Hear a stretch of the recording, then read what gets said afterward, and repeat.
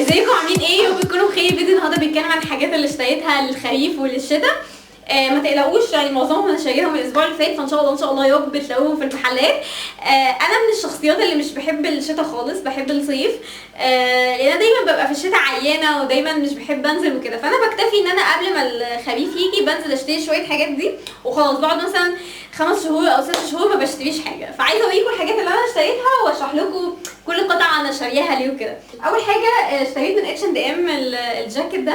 كنت قلت لكم يعني بصوا، اول ما نزلت الموضه في امريكا بتاعت الجواكت الزيتي القط والكم، قلت لكم يا جماعه يعني ده موضه، والبسوا تحتيه تي شيرت ساده ومكتوب عليه كلام بالانجلش. وتحديدا من شهر بالظبط قلت لكم يا جماعه خدوا بالكم الموضه السنه دي الزيتي، ونزلت لكم صور للجواكت الستان. وحتى بص ده انا نزلته ساعه ويعني مسحته على طول، لان انا دايما لما يعني بص انا دايما بنزل بوستات الاوفرز مثلا بتاعت المحلات والويب سايتس لمده ساعه او ماكسيموم 8 ساعات، وبمسحهم على طول علشان الناس اللي عامله سي فيرست للبيج بتاعتي يشوفوها على طول. فانا كنت نزلت الموضوع ده ورحت مسحته على طول. الحمد لله يا رب، الحمد لله يعني توقعاتي طلعت صح، والجواكت الزيتي الستان والدرجات بتاعتهم نزلت موضه في مصر. الجاكيت ده انا لقيته في H&M ب 300 جنيه. تاني حاجه برضه جاكيت الستان الدرجه اللي هي الشامبين، عجبني فيه ان هو يعني الدرجه بتاعته حلوه قوي والكتابه بتاعته تحفه. طبعا يعني الحاجات دي طبعا هتلاقوها في قسم الاطفال. يعني انا اكتشفت انه في ناس كتير قوي متابعه صفحتي عندهم 13 و 14 سنه. بلس انه اصلا حاجه الاطفال دايما بينزلوا، كل البراندز بتنزل حاجات اطفال ممكن تيجي على مقاسنا وبتبقى حلوه قوي. فانا عجبني فيه ان هم مدلعين الناس هناك، وفي نفس الوقت هو مش غالي. يعني انتوا هتلاقوا اخو الجاكيت ده بس طبعا اتخن شويه، هتلاقوا اخوه في بولمبيه. فعجبني ان هو ب 300 جنيه، فبالنسبه لي تمام برضو. قعدت بقى يعني الف حبه علشان اجيب يعني تي شيرت تحتيه يبقى لايق شويه، ان هو يبقى لونه اسود وفي نفس الوقت الكلام يبقى فيه شاين شويه. انا جبت التي شيرت ده من ريزيرفد اللي هو في كايرو فيستيفال، كان ب 150 تقريبا حاجه كده. تالت حاجه بقى يعني جاكيت، انا عارفه ان هو غالي، انا عارفه ان هو غالي، بس هو يعني دايما في حاجات كده بتبقي بتشتريها بتبقي عارفه ان انت بتلبسيه على اي حاجه، واي حاجه بتبقى لايقه عليها. فانا اشتريت الجاكيت ده، هو سبورتيف من برشكا. عجبني فيه ان هو الكات بتاعته سليم، بتبقى نازله مظبوطه، فتلبسيه على اي حاجه بيبقى شكله حلو قوي. وعجبني فيه اللي هي انا دايما بحب الجواكت او الحاجات اللي بتبقى فيها فتحه للايد، فعجبني جدا. هو ب 400.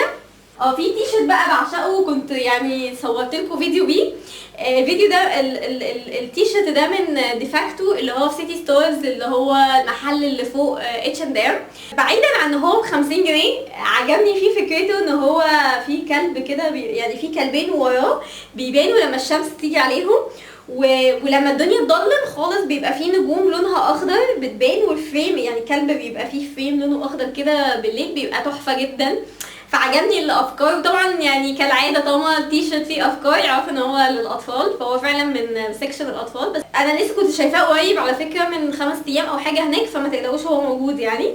برضه في تي شيرت تاني كنتوا سالتوني عليه اللي هو الويش ليست اللي هو الجول. التي شيرت ده كنت جايباه من ريزيرفد في كايرو فيستيفال، وعجبني فيه ان هو يعني مش غالي قوي، هو ب 89 جنيه فتمام يعني، وان هو بيتلبس تحت اي حاجه تلاقيه ماشي معاه، يعني بيبقى لايق وكده. فده من ضمن الحاجات اللي انا كنت مبسوطه ان انا اشتريتها. برضه في طبعا LC وايكيكي، طبعا يعني انا بقيت بحب البراند دي في الفتره الاخيره جدا، لبسهم حلو.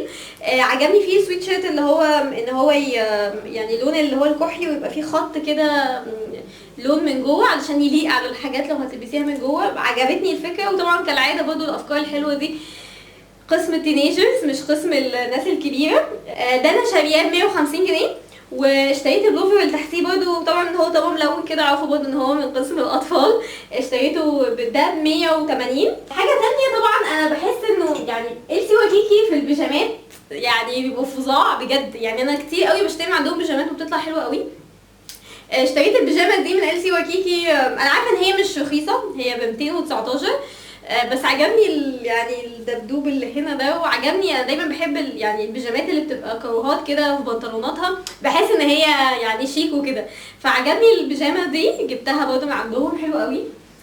في دريس بقى، يعني انا نزلت الشوتنج بتاعه على الانستجرام بتاعي.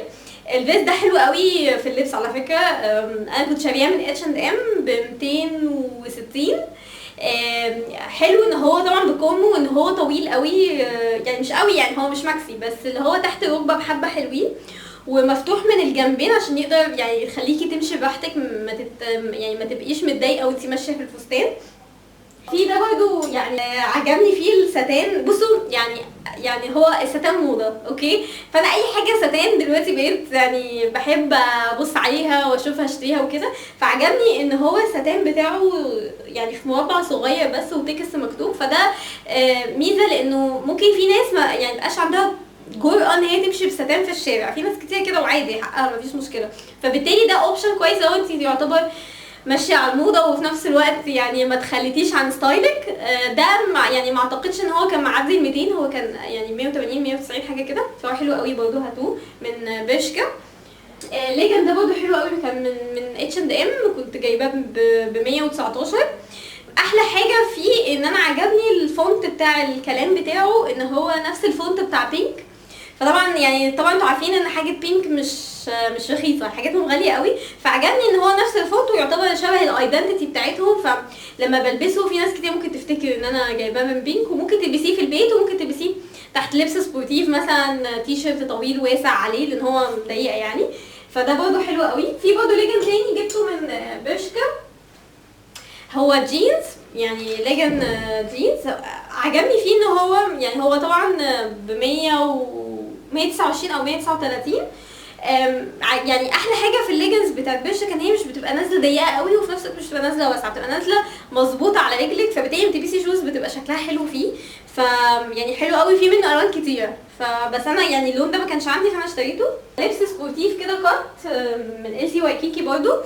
بصوا يعني انا مش مقطعه الجيم، اوكي، انا مش بروح الجيم اصلا، بس اوقات كتير يعني بحس ان اللبس سبورتيف ده مريح، مثلا تيجي تسافري لما يعني بيبقى ليه اوقات والله بتستخدميه. فانا عجبني انه اولا الالوان دي ما كانتش عندي، بلس انه هو كان عليه سيل ب 65 جنيه، فتمام بالنسبه لي. يعني هي دي معظم الحاجات اللي انا يعني اشتريتها، ويا رب اكون افدتكم علشان لما تنزلوا تشتروا هدوم تبقى عندكم جايد لاين في دماغكم وتعرفوا هتشتروا ايه، بس طبعا مناسب لذوقكم اكيد. لو انتي اول مره تشوفي الفيديو ده بليز اعملي سبسكرايب ولايك للصفحه بتاعتي علشان تقدري تشوفي الفيديوهات اللي انا نزلتها قبل كده واللي هنزلها ان شاء الله. اشوفكم على خير.